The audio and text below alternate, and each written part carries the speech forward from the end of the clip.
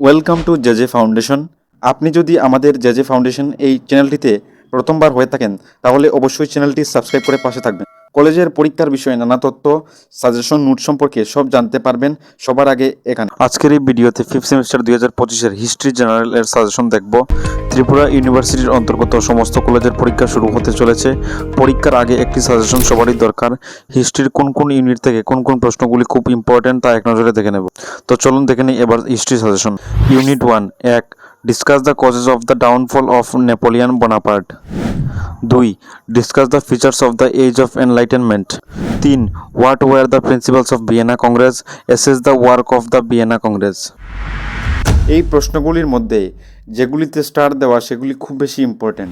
Unit 2 এক, discuss the causes and results of the Industrial Revolution in England. 2.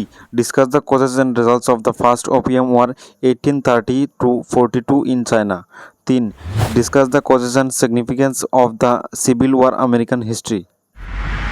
JJ ফাউন্ডেশনের WhatsApp গ্রুপে ফ্রিতে join হতে ডেসক্রিপশনে দেওয়া লিঙ্কে ক্লিক করুন। ইউনিট 3 এক, what were the factors that lead to the February revolution 1848?